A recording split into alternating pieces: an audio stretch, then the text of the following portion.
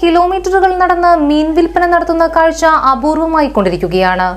കാവും കുട്ടയുമായി കിലോമീറ്ററുകൾ നടന്ന് മീൻ വിൽപ്പന നടത്തുന്ന കാഴ്ച അപൂർവമായി കൊണ്ടിരിക്കുകയാണ്.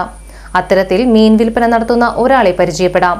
കയ്പമംഗലം കൂരിക്കുഴി സ്വദേശി കുന്നുങ്ങൽ ഇബ്രാഹിമാണ് 3 പതിറ്റാണ്ടിലേറെയായി കാവും കുട്ടയും ചുമന്ന് ഗ്രാമാന്തരങ്ങളിലൂടെ നടന്ന് മീൻ വിൽക്കുന്നത്.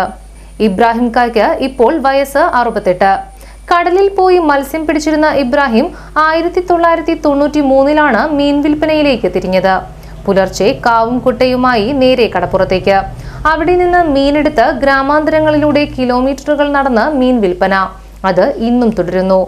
ആദ്യകാലങ്ങളിൽ നിരവധി പേർ കാവും കുട്ടയും ചുമന്ന് മീൻ വിൽപ്പന നടത്തിയിരുന്നുവെങ്കിലും കാലം പുരോഗമിച്ച് മീൻ വിൽപ്പന സൈക്കിളിലും ബൈക്കിലും പെട്ടി ഓട്ടോറിക്ഷയിലേക്കുമെല്ലാം മാറ്റിയപ്പോൾ ഇബ്രാഹിം ക ഇപ്പോഴും പഴയ രീതി തുടരുകയാണ്.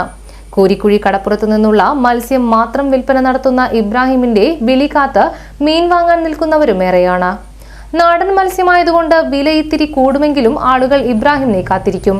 കമ്പനി കടവിൽ നിന്ന് മത്സ്യമെടുത്ത് ചന്ദ്രാപിനി എത്തുമ്പോഴേക്കും ഇബ്രാഹിം മത്സ്യങ്ങൾ വിറ്റഴിച്ചിട്ടുണ്ടാകും.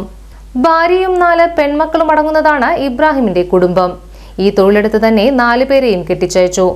6 സെന്റ് സ്ഥലത്ത് ഷീറ്റുമേഞ്ഞ വീട്ടിലാണ് ഇബ്രാഹിമിന്റെ താമസം. ആവതുള്ള കാലത്തോളം ഈ തൊഴിൽ തുടരാനാണ് ഇബ്രാഹിമിന്റെ ആഗ്രഹം. 93 തുടങ്ങി.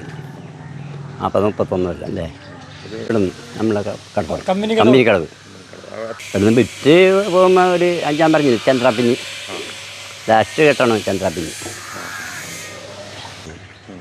അതിക്ക് മുന്നേ വെള്ളത്തുമൊക്കെ പോയിരുന്നു. ബൈക്കിൻ്റെ വിട്ടില്ല. അപ്പം പിന്നെ 3-4 പെൺപിള്ളേരല്ലേ, 4 പെൺപിള്ളേർ അവിടെ കെട്ടിക്കും.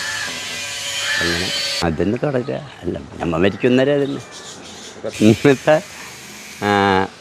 കോര, ചമ്പാൻ, പരവായില്ല